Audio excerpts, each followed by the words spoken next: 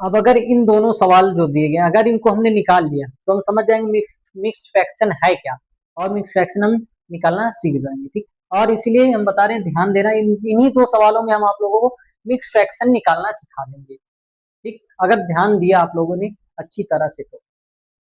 यानी 13 सही 16/5 है। भाई 13 जो है इससे इसके साथ क्या होता है, इसका मल्टीप्लाई होता है ना, बुरा हो जाता है, ये जो 13 16 इनका प्लस हो जाता है।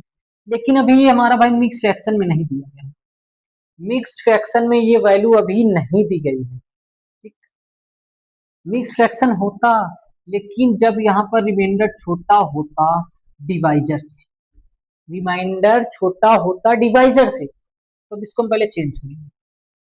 यानी 13 तो भाई प्लस में है, इसको बाहर कर दो, भूल जाओ 13 को कुछ देर के लिए। हमको 16/5 को देखना है और 13 से हमारा कोई नाता नहीं रहा हमें। 5 पे ही 15, एक बचेगा 1/5, यानी आ गया 3 सही 1/5, यानी 3 होल 1/5।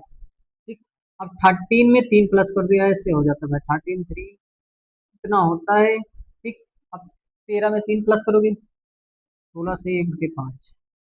अब कमेंट में आप लोगों को ये वाला निकाल कर बताना है। ठीक, एक हमने बता दे, एक आप लोगों को बताना है। जल्दी कमेंट में, कमेंट बॉक्स में इसका आंसर आना चाहिए। ठीक, हम समझ जाएंगे कि आप लोगों को आ गया समझ में। अगर आंसर आया तो समझ जाएंगे आप लोगों को समझ में आ गया, अगर नहीं आया तो समझ जाएंगे नहीं आया।